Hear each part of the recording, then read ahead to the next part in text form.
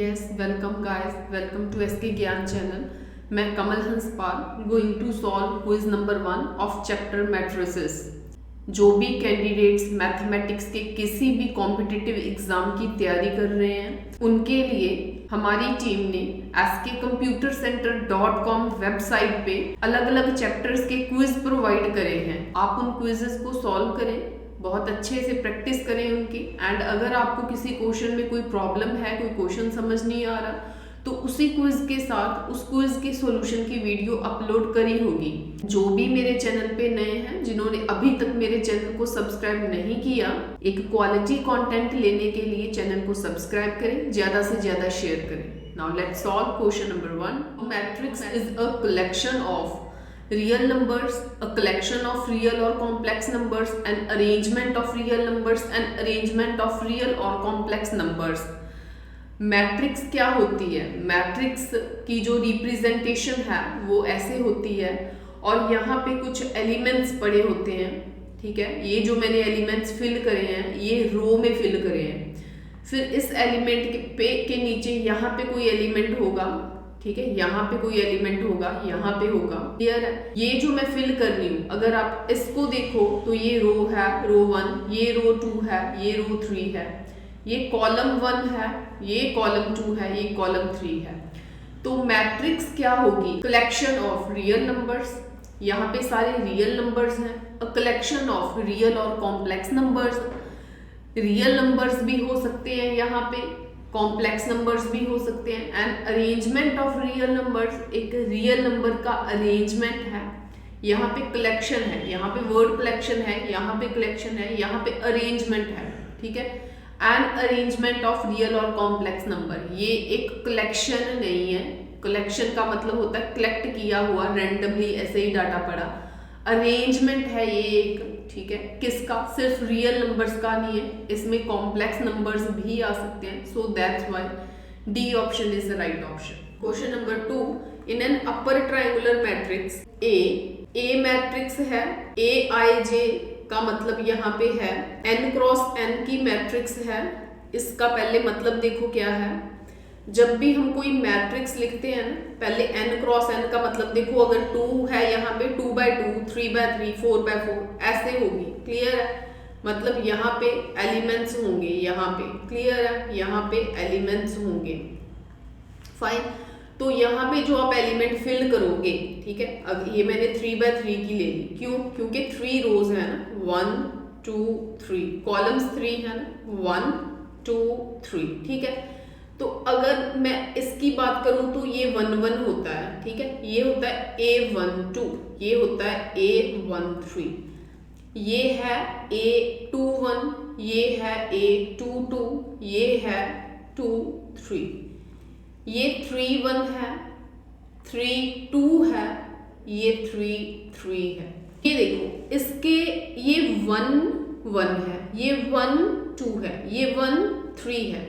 क्योंकि ये रो 1 थी ना, ये रो 1 थी, तो उसका जो पहले वाला सबस्क्रिप्ट है उसको आप 1 लिखोगे, दूसरे को फिर जो सेकंड सबस्क्रिप्ट है 1 2 3 रेस्पेक्टिवली एलिमेंट के अकॉर्डिंगली. ठीक है, तो यहाँ पे 2 का मतलब पहले 2 लिखा है, यहाँ पे भी 2 लिखा है, यहाँ पे भी 2 लिखा है, यहाँ पे भी 2 लिखा है. इसका मतलब क्या है? ये दूसरी रो का पहला एलिमेंट है, दूसरी रो का दूसरी रो. 3 1 है, तीसरी का पहला है, तीसरी रो का दूसरा है, तीसरी रो का तीसरा है. फाइन. ओके, तो ये तो बात होगी कि इसको रिप्रेजेंट कैसे किया है. मतलब ये Ij जो है ये क्या है? ये 1 1 1 2 1 3 ये है द एलिमेंट्स. पहले अपर ट्रायंगुलर देखो कौन सी है. अपर ट्रायंगुलर वो है जिनको मैंने ब्लू मार्क किया है, वो 0 नहीं होने चाहिए. एक ट्रायंगल बन रही होती है, डायगोनल के भी 0 नहीं होने चाहिए. ठीक है, उसके नीचे जितने भी एलिमेंट हैं वो 0 हो, ये 0 हो. अगर 0 हो तो यहाँ पे जो I है, ठीक है, वो बड़ा है. ठीक है, 2 बड़ा है ना 1 से, यहाँ पे 3 बड़ा है ना 1 से, 3 बड़ा 2 से. I बड़ा है किससे? J से. पहले वाला I था, ये देखो पहले वाला I था, दूसरे वाला J है. तो जब I बड़ा होगा J से, वो वाले Ij जो हैं एलिमेंट्स वो 0 होंगे. ठीक है, तो कौन सी ऑप्शन रहेगी? B option is right option. एक बार फिर इसे देखो कैसे करना है इस क्वेश्चन को। एक अपर ट्राइंगुलर होती है, एक लोअर ट्राइंगुलर होती है। अपर ट्राइंगुलर के यहाँ पे एलिमेंट्स होंगे कुछ ना कुछ, ये एलिमेंट्स हैं अपर ट्राइंगुलर बन के। इसके नीचे यहाँ पे एलिमेंट नहीं होंगे, ठीक है। तो ये कौन से हैं सोच के देखो। मैंने अभी इसका नाम क्या बताया, इसका था A11, A12, A13। इसका क्या था? 21, ये था A22, A23, ये A31, A32, ठीक है, ये वाला A33। जीरो कौन से होंगे? अपर में। अपर में ऊपर वाला हिस्सा बचना चाहिए, नीचे वाला नहीं बचना चाहिए। ये जीरो होना चाहिए, ये जीरो होना चाहिए, ये जीरो होना चाहिए। जो जीरो होने चाहिए उनका आय बड़ा है। देखो इसका 2 1 से बड़ा है, 3 1 से बड़ा है, 3 2 से बड़ा है, ठीक है। जिनका आय बड़ा है जे से, आय मतलब फर्स्ट वाला सबस्क्रिप्ट, ठीक है, बड़ा है जे से, वो वाले एलिमेंट्स को कैसे लिखा? AIJ, वो जीरो होंगे अपर ट्राइंगुलर में। अगर I से J बड़ा हो, वो वाले एलिमेंट्स जीरो हों, तो वो कौन सी मैट्रिक्स होगी? लोअर। फाइन, तो इसके लिए B option is right. Question number 3, suppose A is matrix of integers, fine, with zeros in the main diagonal, then sum of entries of A must be n। Matrix है एक, diagonal पे zeros हैं, यहाँ पे कुछ भी ले लो, integers, negative integers भी हो सकते हैं, पॉजिटिव इंटीजर्स भी हो सकते हैं, कुछ नेगेटिव ले लो, कुछ पॉजिटिव ले लो, ठीक है। ये मैंने 3x3 की एक मैट्रिक्स बना ली है। Sum of entries of A must be, सबका ऐड कर दो, ऐड करके इंटीजर्स बनेंगे, ऑड इंटीजर्स बनेंगे, इवन बनेंगे, इररेशनल बनेंगे। अभी उन्होंने क्वेश्चन में ऑड इंटीजर इवन इंटीजर का कोई क्लू थोड़ी दिया है, क्वेश्चन में नहीं दिया ना। जब क्वेश्चन में ऑड कहा होता तो फिर मैं मुझे क्या पता कि मैंने यहाँ पे कौन से फिल करे हैं, तो उनका आंसर इंटीजर रहेगा। Question number 4, the number of all possible matrices of order 3x3। 3x3 की मैट्रिसेस है, मतलब यहाँ पे एलिमेंट्स होंगे विद ईच एंट्री 0 and 1। यहाँ पे जहाँ 0 जहाँ 1 जहाँ 0 जहाँ 1 फिल होगी, तो ऐसी कितनी मैट्रिसेस बना सकते हो आप? हाउ टू डू दिस, कैसे याद रखना है? एंट्रीज देखी जाती हैं, क्या है इसका शॉर्टकट क्या है? एंट्रीज देखी जाती हैं कितनी हैं। एंट्रीज इन द सेंस कहीं पे 0 होगा, कहीं पे 1 होगा, जहाँ तो 0 जहाँ 1 0 1, ऐसी बहुत सारी मैट्रिसेस बनती हैं। तो आपने ये देखना है कि फिल किन के साथ करना है। एंट्रीज कितनी है? 2, ठीक है, वो लिखा जाता है। उसके रेज टू पावर क्या डाला जाता है? उसका ऑर्डर इन द सेंस यहाँ पे 3 3s are 9, जितने उसके मल्टीप्लाई करके, ठीक है, इसके एलिमेंट्स बनते हैं वो। 2 रेज टू पावर 9 मीन्स 512। आप मल्टीप्लाई करके चेक कर लो। So D option is right option. Yes, question number 5, I की वैल्यू दी है, B की दी है, C की दी है, and C can be written as. C को कैसे लिखा जा सकता है? C को लिखना है भाई, C को इन 4 ऑप्शन में से कैसे लिखा जा सकता है? हम C को लिखते हैं पहले। C क्या है? C है cos theta sine theta minus sine theta cos theta, ठीक है, लिख लिया हमने कॉस को। अब हमने इनमें से ब्रेक करना है। वो कहते हैं आइडेंटिटी के साथ कॉस को मल्टीप्लाई करो, ठीक है। आइडेंटिटी पहली ऑप्शन से जाती हूँ पहले मैं। आइडेंटिटी है ये, ठीक है, यही आइडेंटिटी होगी। उसके साथ कॉस को मल्टीप्लाई करो, कर देते हैं। कॉस ऑफ थीटा 0 के साथ मल्टीप्लाई करोगे तो 0 रहेगा। प्लस डालो, प्लस डाल देते हैं। b की वैल्यू क्या है? b की वैल्यू है 0 1 माइनस 1 0, ये b की वैल्यू है। साथ में है साइन थीटा। जरा चेक करो ये बन रहा है ऊपर वाला आंसर। मैंने ये a ऑप्शन से लिया ये। अब इनको सॉल्व करो। कॉस थीटा को 1 के साथ मल्टीप्लाई किया, कॉस थीटा, ठीक है, कॉस थीटा। माइंड में कर सकते हो आप कैलकुलेशन। प्लस है, 0 को साइन के साथ मल्टीप्लाई किया, ऑब्वियस है 0 रहेगा, तो यस कॉस बन गया। नेक्स्ट कॉस को 0 के साथ मल्टीप्लाई किया 0, तो साइन 1 के साथ मल्टीप्लाई होके साइन, ठीक है। ये एडिशन ऑफ मैट्रिसेस अगर आती है तो ये हो जाएगा कॉस थीटा को 0 के साथ मल्टीप्लाई किया 0 प्लस करना है माइनस का साइन थीटा, ठीक है। ये बन रहा है आराम से। कॉस थीटा को 1 के साथ मल्टीप्लाई किया कॉस थीटा एंड 0, यस ये 0 प्लस 0, तो ये तो बन रहा है सी भाई, ठीक है। मैं तो ए ऑप्शन के साथ जाना चाहूंगी, बी में चेक करवा देती हूँ। सी ये जो है कैसे लिखा जा सकता है, कहते आई, ठीक है। आई क्या है फिर से 1001, वो साइन से मल्टीप्लाई करने को कह रहे हैं, ठीक है। प्लस बी क्या है 01 माइनस 10, वो कॉस के साथ मल्टीप्लाई करने को कह रहे हैं। इनको सॉल्व करो, अगर तो ये बनता है ठीक, नहीं तो फिर रॉन्ग है, ठीक है। चेक करते हैं। साइन को 1 के साथ मल्टीप्लाई किया साइन, प्लस में डालना है उसका रेस्पेक्टिव एलिमेंट ये है ना, तो वो तो 0 है ना, तो वहां पे क्या चाहिए, वो 0 है, मतलब ओवरऑल क्या बन रहा है साइन ना, वहां पे कॉस है, तो फिर नहीं बात नहीं बनी। कहने का मतलब बी ऑप्शन नहीं है। ऐसे आप सी डी को भी चेक कर सकते हैं। नंबर 6 था a माइनस 2b is equal to 1 minus 2 minus 1 1, ठीक है। तो 2a minus 3b is equal to minus 3 3 1 minus 1। तो b की वैल्यू क्या है, b की वैल्यू पूछ रहे हैं वो, तो हम इसको सॉल्व कर लेते हैं जैसे हम 10th में सॉल्व करते होते थे। इनको इक्वेट करने के लिए, ठीक है, थोड़ा सा डिफिकल्ट टास्क है इनको इक्वेट करना, b को इक्वेट करना। सो मैं a को करती हूँ, क्योंकि जब मैं a को करूँगी, ठीक है, यहाँ पे 2a है, यहाँ पे a है, इसको 2 के साथ मल्टीप्लाई करूँगी, ठीक है। इसको अगर मैं 2 के साथ मल्टीप्लाई करूँगी तो ये 2a हो गया, इसको 2 के साथ मल्टीप्लाई करने से यहाँ पे 4 हो गया, ठीक है। इसको 2 के साथ मल्टीप्लाई करोगे तो यहाँ पे 2, यहाँ पे 2, यहाँ पे 2, यहाँ पे 4। फाइन, मैंने क्या किया, मैंने इसको 2 के साथ मल्टीप्लाई कर दिया। अब आप इनको माइनस करोगे, ठीक है। जब माइनस करोगे 2a के आगे प्लस है माइनस हो जाएगा, इसके आगे माइनस है प्लस हो जाएगा, इसके आगे प्लस है, मतलब कुछ भी नहीं, आप ऐसे कह सकते हो, साइन ही चेंज कर देना, माइनस लगा दो। अब ये कैंसिल हो गए, तो 4b माइनस का 3b प्लस का, ये माइनस का b बन गया, ठीक है। 2 ये माइनस माइनस, ठीक है, प्लस का 3 मतलब 5 बन गया। 4 माइनस का 4 है, तो ये 3 के आगे ये वाला साइन आएगा माइनस का, -4 -3 -7, ठीक।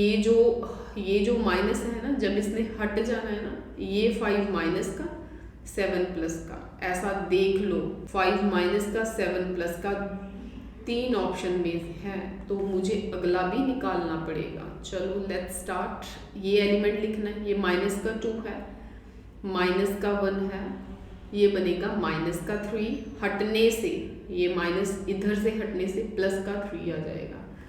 ये ऑप्शन नहीं रहेगी, ये ऑप्शन भी नहीं रहेगी, बी ऑप्शन। सो मुझे लास्ट देखने की ज़रूरत नहीं है, टाइम कम है, तो आप यहाँ से चेक कर लेना कि ये 3 एलिमेंट्स मैच हो गए। 4th को अगर आप चेक करना चाहते हो तो ये 2 माइनस माइनस प्लस 3, ठीक है, ये माइनस हटेगा, इस साइड जाएगा माइनस का 3, ठीक है।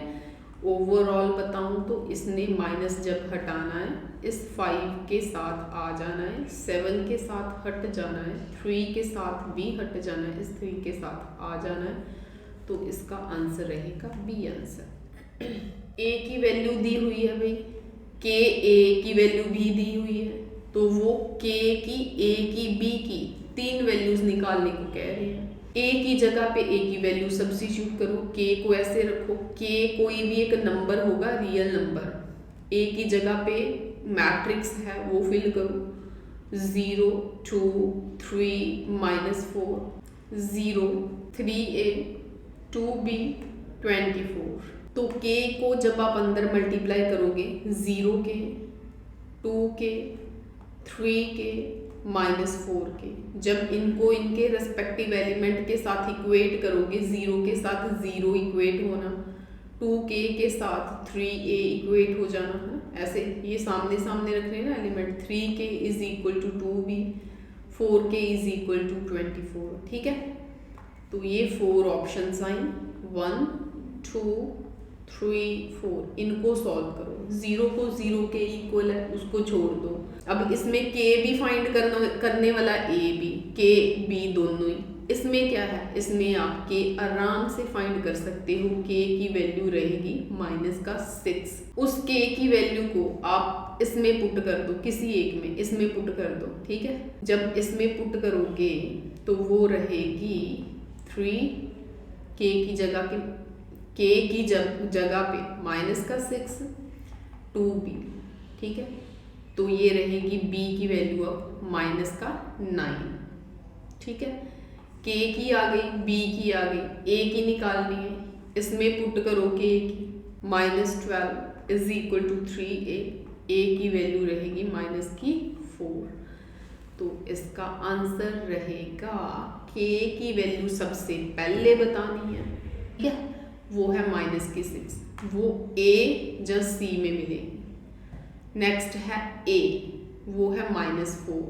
ठीक है, वो भी ठीक है।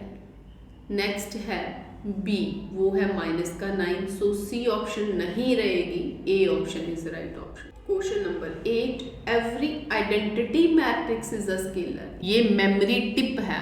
I मतलब identity, S for scalar, D for diagonal. Identity matrix होती है वो स्केलर हो सकती है, वो डायगोनल हो सकती है। जो स्केलर है वो डायगोनल हो सकती है। स्केलर मैट्रिक्स आइडेंटिटी नहीं हो सकती।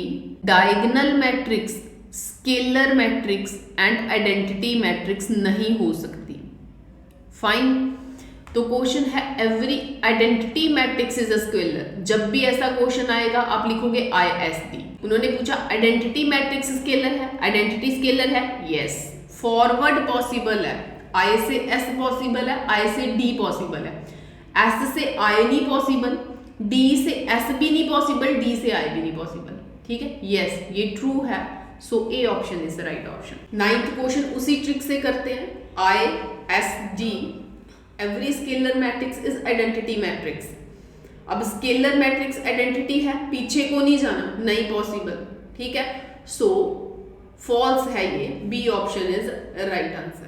Question number 10, the minimum number of zeros in an upper triangular matrix of order n cross n की मैट्रिक्स है, अपर ट्रायंगुलर है। अभी बताया था आपको पीछे कि अपर ट्रायंगुलर कौन सी होगी, जिसके यहाँ पे एलिमेंट्स प्रेजेंट होंगे। ये जो एलिमेंट्स हैं ये वाले, ये प्रेजेंट हों, ये अपर ट्रायंगुलर होती है। इसमें कम से कम कितनी जीरोज होंगी, यहाँ पे 0 होगी, यहाँ पे 0 होगी, यहाँ पे 0 होगी। मेथड क्या रहता होता है, पूरी मैट्रिक्स में कितने एलिमेंट्स हैं, n into n, mean to से n²। ठीक है, पूरी मैट्रिक्स में आपको क्या निकालना है, आपको जीरोज निकालनी है। जीरोज ये हैं, उसमें से आप माइनस कर दो। ये जो n² है, ये कौन कौन से एलिमेंट आ गए, जिनको मैं रेड मार्क करूंगी वो सारे एलिमेंट्स आ गए n² में। ठीक है, अब उसमें से माइनस करो जिनको मैं ब्लू कर रही हूँ। ठीक है, ये माइनस कर दो। वो क्योंकि जिनको मैंने ब्लू किया ना वो जीरोज नहीं बना रही, मुझे तो जीरोज काउंट करनी है ना। ठीक है, चलो मैंने वो माइनस कर दिए। वो कितने, वो n होते हैं। डायगोनल पे कितने एलिमेंट्स होते हैं, अगर 3x3 की मैट्रिक्स है, ये 3x3 की मैट्रिक्स है, तो इसके डायगोनल पे एलिमेंट भी कितने होंगे, 3, क्योंकि 3x3 की मैट्रिक्स है, मतलब n/n की मैट्रिक्स है, उसके डायगोनल के एलिमेंट्स कितने होंगे, 3। तो वो मैंने माइनस कर दिए। ठीक है, ये वाले एलिमेंट्स एंड ये वाले एलिमेंट्स बचे। अब मुझे तो सिर्फ नीचे वाले चाहिए ना, तो उनका हाफ कर दो, उनका हाफ कर दिया। ठीक है, तो क्या बना, n इनमें से कॉमन निकाल लो, तो ये इसका राइट आंसर रहेगा, A answer is right answer. और ट्रिक्स लेने के लिए आप फुल वीडियो को वॉच करें एंड चैनल को सब्सक्राइब करें। Thank you, thanks for watching till the end.